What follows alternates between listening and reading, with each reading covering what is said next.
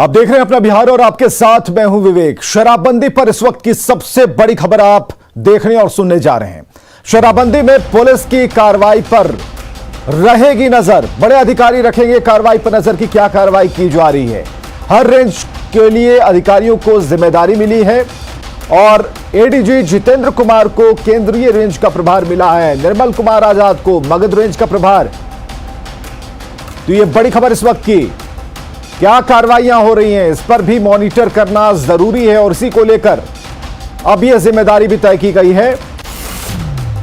तो जो खबर आ रही है, निर्मल कुमार आजाद को मगध रेंज का प्रभार दिया गया है, सुशील मानसिंह खोपड़े देखेंगे शाहबाज क्षेत्र को, पारसनाथ को, और मुंगेर रेंज का प्रभार पारसनाथ को मिला है। अनिल किशोर यादव को बेगूसराय क्षेत्र का प्रभार मिला। बच्चू सिंह मीणा को मिथिला रेंज का प्रभार दिया गया। सुरेश अनुपम को पूर्णिया भागलपुर रेंज का प्रभार मिला।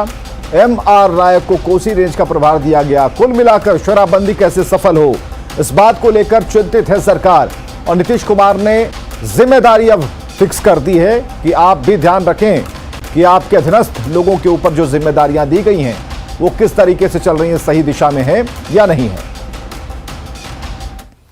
तो शराबबंदी अभियान को सफल बनाने के लिए मुख्यमंत्री नीतीश कुमार मद्यनिषेध विभाग की मॉनिटरिंग करते हैं और आज सीएम नीतीश अचानक मद्यनिषेध विभाग के पास रुककर मंत्री सुनील कुमार और अपर मुख्य सचिव के पाठक को ढूंढने लगे। उन्होंने कर्मचारियों से यह भी पूछा कि मंत्री और अधिकारी समय से आते हैं या नहीं। सीएम के आने की जानकारी मिलते ही के पाठक बाहर आए तो मुख्यमंत्री ने पूछा कि शराबबंदी अभियान के लिए जो कार्यक्रम चलाया जाना है उसकी तैयारी पूरी हो गई है या नहीं।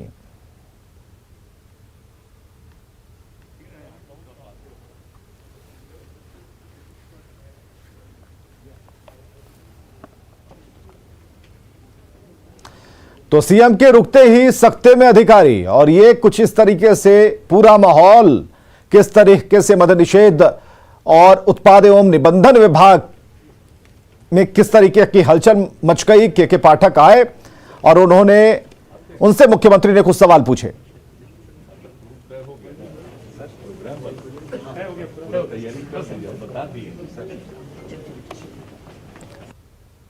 तो अधिकारी समय से आते हैं या नहीं, इस बारे में भी कई लोगों से पूछा उन्होंने। और के पाठक को आप देख सकते हैं स्क्रीन पर, पीली टाई में दौड़ते भागते आनंद फानंद में आए, लेकिन मुख्यमंत्री ने उनसे भी पूछा कि जो कार्यक्रम चलाया जा रहा है, जो अभियान चलाया जा रहा है, उसके बारे में क्या अभी तक जानकारियां हैं, वो तैयारी हुई है या नहीं हुई है। ये सारी बातें मुख्यमंत्री ने खड़े खड़े ही पूछ डाले।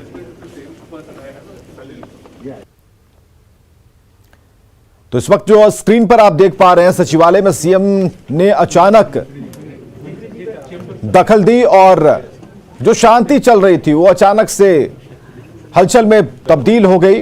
के पाठक, एसीएस मद्यनिषेध विभाग और नीतीश कुमार ने उनसे बातचीत की है, जो कार्यक्रम और अभियान चलाया जा रहा है उनकी तैयारियों के बारे में जानकारी मांगी। और इसके अलावा वो मंत्री सुनील कुमार को भी ढूंढते नजर आए। तो अचानक से कैसे पहुंच गए मुख्यमंत्री, इस बात की वहां चर्चा होने लगी दबे स्वर में ही। लेकिन जैसे ही के पाठक को पता चला कि मुख्यमंत्री आए हैं तो आनंद फानंद में वो भी दौड़ते लपकते पहुंचे और मुस्कुराते हुए नीतीश कुमार ने उनसे कुछ बातें पूछी। खासकर वो शराबबंदी अभियान को सफल बनाने को लेकर सवाल थे, उस पर उन्होंने अपनी राय रखी। बिहार में शराबबंदी अभियान को सफल करने के लिए मुख्यमंत्री नीतीश कुमार लगातार समीक्षा करते रहे हैं। आज भी जब वे स्वास्थ्य विभाग के कार्यक्रम में शामिल होने नए सचिवालय पहुंचे, उस वक्त जैसे ही उनकी नज़र बिहार सरकार मद्य निषेध उत्पाद एवं निबंधन विभाग पर गई, वो यहाँ रुक गए और उन्होंने विभाग के मंत्री और अपर मुख्य सचिव के पाठक को याद किया। जैसे ही अपर मुख्य सचिव को यह जानकारी मिली कि मुख्यमंत्री नीतीश कुमार यहाँ मौजूद हैं और वे उनके इंतजार में खड़े हैं, के पाठक आए और उनसे पूरी जानकारी मुख्यमंत्री नीतीश कुमार ने ली कि विभाग में क्या चल रहा है और किस तरीके से शराबबंदी अभियान को सफल किया जा रहा है। साथ ही साथ विभाग के मंत्री सुनील कुमार तो इस वक्त नहीं आ पाए, लेकिन के पाठक ने मुख्यमंत्री को पूरी जानकारी दी। और सबसे बड़ी बात है कि जिस तरीके से लगातार अभियान चलाया जा रहा है बिहार में शराबबंदी को लेकर के, उसके बाद मुख्यमंत्री नीतीश कुमार इन चीज़ों को खुद से देख रहे हैं। और आज जब वे सचिवालय पहुँचे और वे खुद से रुक गए और उन्होंने विभाग के अपर मुख्य सचिव के पाठक से पूरी जानकारी ली। कैमरा पर्सन मनीष जुनेजा के साथ शैलेंद्र, न्यूज़ 18 पटना। और शैलेंद्र हमारे साथ फोन लाइन पर। शैलेंद्र, हम तस्वीरों में देख पा रहे हैं आनंद फानन में के पाठक साहब तो आ गए, मुख्यमंत्री ने तैयारियों को लेकर यस नो वाली बात कही, लेकिन अचानक से मुख्यमंत्री का ये पूरा जो जत्था है वहां पहुंच कैसे गया? मुख्यमंत्री के दिमाग में क्या चल रहा था? देखिए, ये कार्यक्रम स्वास्थ्य विभाग का था और उसी कार्यक्रम में मुख्यमंत्री नीतीश कुमार पहुंचे थे और लेकिन जब वो लौट रहे थे उनकी अचानक नजर मद्य निषेध विभाग पर पड़ी और उन्होंने तत्काल वहां मौजूद लोगों को कहा कि मंत्री और अधिकारी विभाग के कहाँ हैं। वो सुनील कुमार जो मंत्री हैं उन्हें ढूंढ रहे थे और के पाठक को ढूंढ रहे थे। हालांकि मुख्यमंत्री लगभग 5 से 8 मिनट तक वहीं खड़े रहे। उसके बाद भागते हुए के पाठक पहुंचे जब उन्हें इस बात की जानकारी मिली कि मुख्यमंत्री नीतीश कुमार विभाग के बाहर खड़े हैं और वे उन्हें ढूंढ रहे हैं। उसके बाद उन्होंने के पाठक से कुछ जानकारियां भी ली और साथ में ये भी पूछा कि कोई तकलीफ तो नहीं है, सब कुछ ठीक है ना।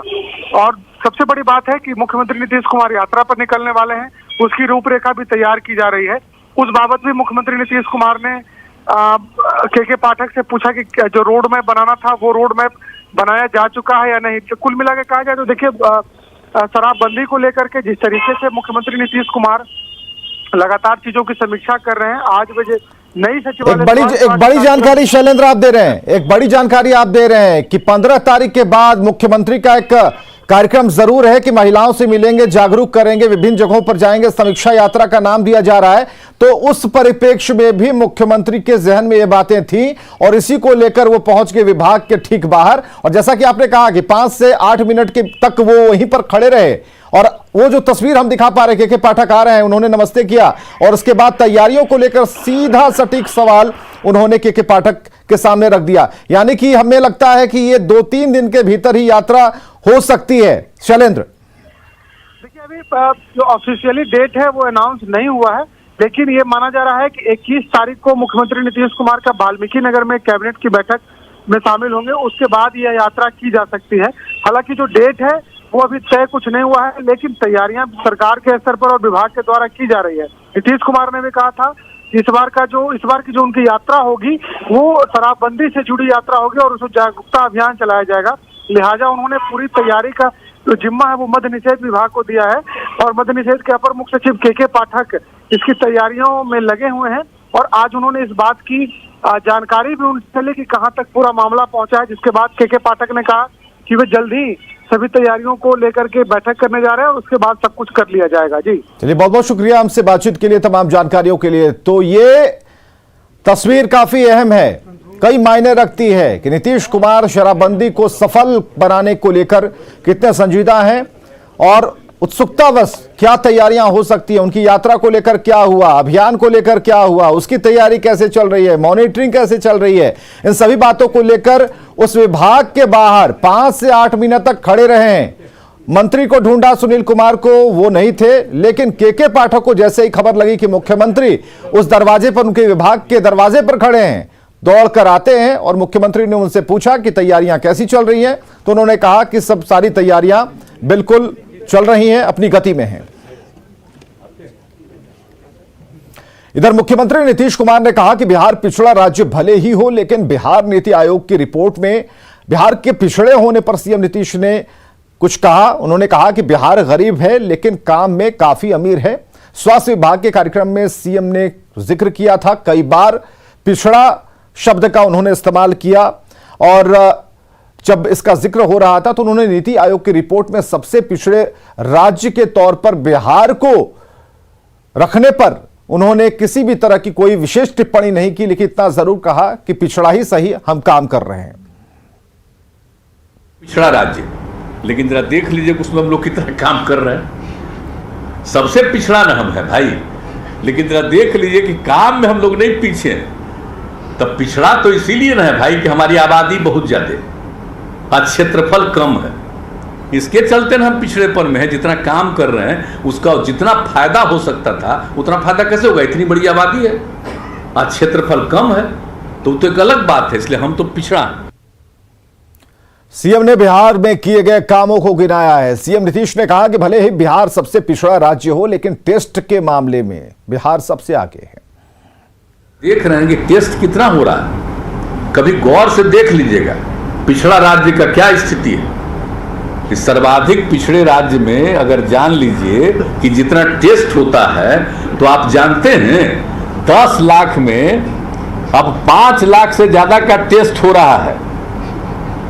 जो सब वही ना गिनती होता है कि 10 लाख में कितना का टेस्ट हुआ, तो आप देख लीजिए कि नेशनल एवरेज कितना है। उस नेशनल एवरेज से भी ज्यादा बिहार में टेस्ट हो रहा है। तो पिछड़े राज्य को लेकर सीएम नीतीश अपने संबोधन में लगातार जिक्र करते रहे, यहां तक कि संबोधन भी इसी के साथ खत्म किया। से मेहनत कर रहे हैं, इसी तरह से मेहनत करते रहिएगा तो बिहार एक गरीब राज्य फिर भी लोगों का बेहतर इलाज होगा।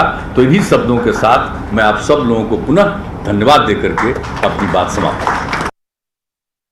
कोरोना के बढ़ते मामलों पर सीएम ने चिंता जताई है। सीएम ने कहा है कि सतर्कता बढ़ती जा रही है, लेकिन फिर भी पटना में कोरोना के केस बढ़ रहे हैं और ऐसे में लोग सावधानी बरतें और कोविड प्रोटोकॉल का पालन करें।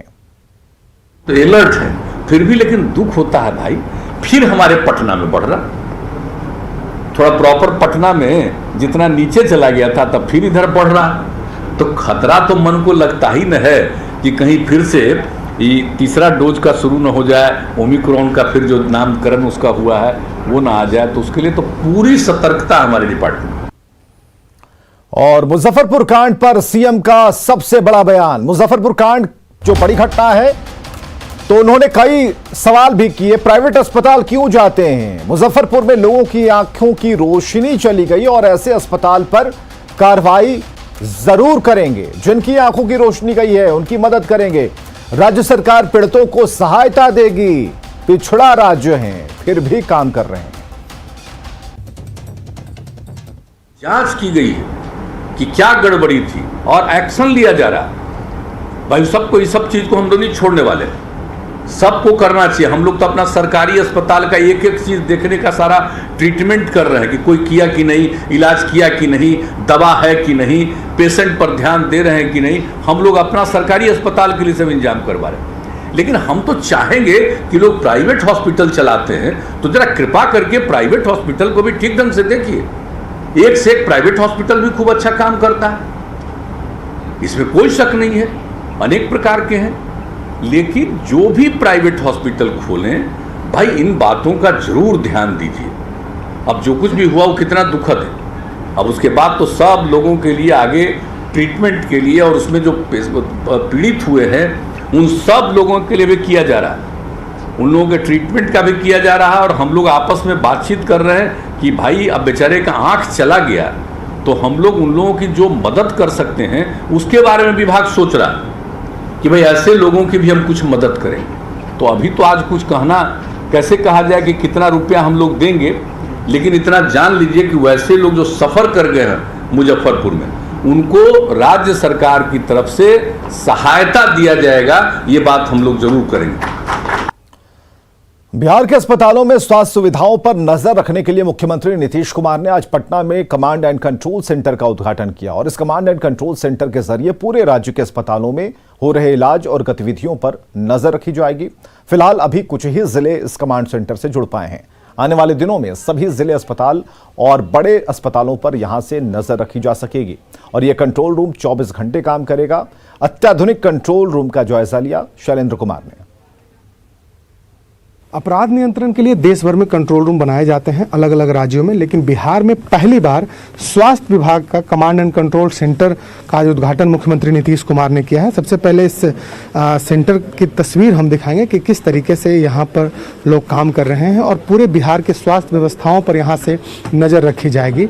और सबसे बड़ी बात है कि देश भर में इस तरीके का ये पहला कमांड एंड कंट्रोल सिस्टम यहाँ बनाया गया है जहाँ से पूरे बिहार भर की निगरानी की जाएगी, क्योंकि स्वास्थ्य व्यवस्थाओं में खासतौर पर बिहार में कई बार यह आरोप लगते रहा है कि सरकार में काफ़ी कमियां हैं। उन कमियों को देखते हुए और कोरोना संक्रमण के रोज नए वेरिएंट सामने आ रहे हैं, उसके लिए भी सरकार की तरफ से विशेष तैयारी की गई है और इसके लिए एक कंट्रोल रूम पूरा यहाँ पर जो सेटअप है वो बनाया गया है। और पूरे बिहार में जितने भी अस्पताल हैं, जो डॉक्टर जहाँ पर काम कर रहे हैं, अस्पतालों में उपलब्धता कितनी है, इन तमाम चीज़ों को यहाँ से देखा जा सकेगा इस कंट्रोल रूम से। और इसका उद्घाटन मुख्यमंत्री नीतीश कुमार ने आज किया है और ख़ासतौर पर ये बड़ा सा स्क्रीन है। इस स्क्रीन पर बिहार के अलग अलग जिलों में जो अस्पताल हैं उन अस्पतालों की क्या स्थिति है, वहाँ कितने मरीज आ रहे हैं, उनका इलाज कैसे किया जा रहा है, ये भी यहाँ से देखा जा सकता है। देखिए ये अलग अलग ज़िले हैं, नालंदा, मुजफ्फरपुर, उसके साथ साथ कई ऐसे ज़िले हैं। हालांकि अभी सभी ज़िले इस कंट्रोल रूम से नहीं जुड़ पाए हैं अस्पताल वहाँ के, लेकिन कुछ ज़िलों के जो अस्पताल हैं वो जुड़ गए हैं। और देखिए अस्पतालों की तस्वीर सीधे कंट्रोल रूम में दिखाई दे रही है, वहाँ जो बेड हैं वो दिखाई दे रहे हैं, कैसे लोग आ रहे हैं। और सबसे बड़ी बात है कि जो सिस्टम अस्पताल में लगे हैं, यदि कोई व्यक्ति एक्सरे कराते हैं तो कितने लोगों ने एक्सरे कराया, कितने मरीजों का वहाँ इलाज हुआ, इन तमाम चीज़ों की जानकारी यहाँ बैठे बैठे जो यहाँ पर कंट्रोल रूम में जो काम करने वाले लोग हैं वो इकट्ठा करेंगे और उसके बाद इस रिपोर्ट को स्वास्थ्य विभाग को सौंपी जाएगी, ताकि पल पल की जो जानकारी है वो सरकार तक पूरे बिहार की पहुंच सके। और इसी को देखते हुए सरकार ने यह निर्णय लिया है। तो वाकई कहा जा सकता है कि सरकार ने जिस तरीके से कोरोना संक्रमण से लड़ने के लिए कई योजनाओं की शुरुआत की है, उसी योजना में यह एक कंट्रोल रूम भी है, जिसका उद्घाटन आज मुख्यमंत्री नीतीश कुमार ने किया है। कैमरा पर्सन मनीष जुनेजा के साथ शैलेंद्र, न्यूज़ 18 पटना। और दानापुर के दरमियान गांव के पास बालू से लदे नाव गंगा में डूब गई और नाव पर कई लोग सवार थे जो जान बचाने के लिए गंगा में कूदे। आसपास के जो लोग थे उन्होंने सभी को बचाया भी और तस्वीर सोशल मीडिया पर वायरल है।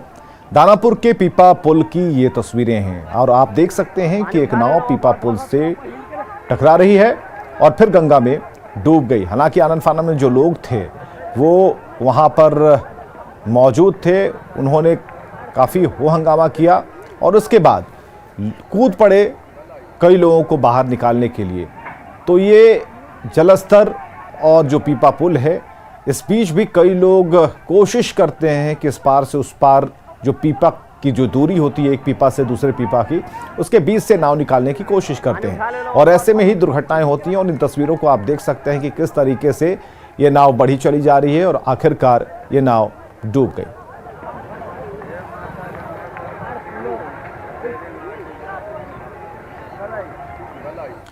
और गोपालगंज से बड़ी खबर आ रही है। सोना लूटकांड में एसटीएफ की बड़ी कार्रवाई। उचका गांव थाना क्षेत्र में पुलिस के साथ कार्रवाई की गई है। लूटकांड में शामिल 3 अपराधी गिरफ्तार कर लिए गए हैं। 163 ग्राम सोना, चांदी के सिक्के और पायल बरामद किए गए हैं। गिरफ्तार अपराधियों का एक पुराना रिकॉर्ड रहा है। अपराधियों के पास से हथियार बरामद किए गए हैं। इस वक्त की बड़ी खबर गोपालगंज से। उचका गांव थाना क्षेत्र में पुलिस ने एक बड़ी कार्रवाई की। लूटकांड में शामिल 3 अपराधियों को धर दबोचा है। और अगली बड़ी खबर है नालंदा से, जहां छापेमारी करने गई पुलिस टीम पर हमला किया गया है। पुलिस टीम पर बालू माफियाओं का हमला। इस वक्त की बड़ी खबर, गिरियक थाना अध्यक्ष संजीव कुमार इस हमले में घायल बताए जा रहे हैं। घोड़ा कटोरा गांव में पुलिस पहुंची थी। अवैध बालू उठाव एक ट्रैक्टर कर रहा था, कुछ लोग सम्मिलित थे और बालू माफियाओं ने पुलिस टीम पर ही हमला कर दिया, पथराव किया और पत्थर लगने से थानाध्यक्ष संजीव कुमार घायल हो गए।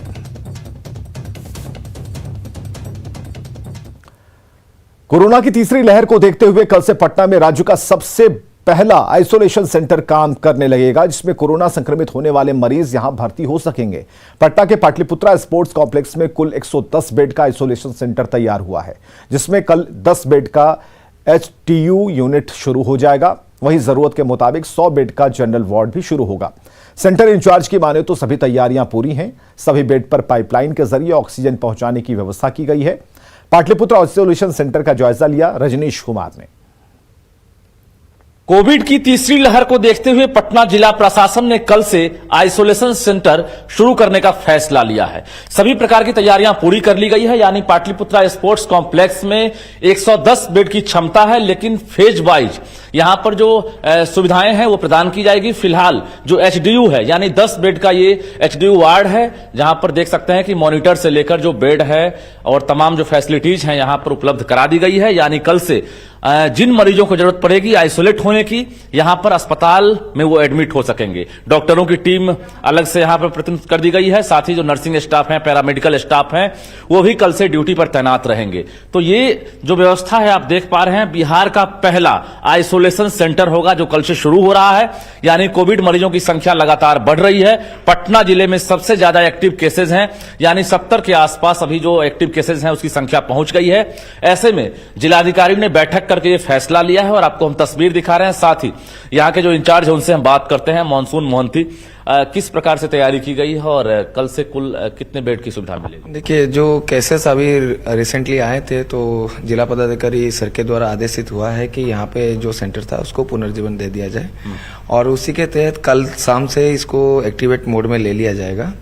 और सर का एक ही कहना था कि अभी केस तो एडमिशन का अभी फिलहाल इतना नहीं है, तो उसको देखते हुए अभी फेज मैनर में इसको हम एक्टिवेट करेंगे और जिस तरह से जरूरत आएगा उसी तरह से सारे व्यवस्था यहाँ पे दिया जाएगा। चलिए, छोटे संतराल के बाद देखिए जोहार झारखंड।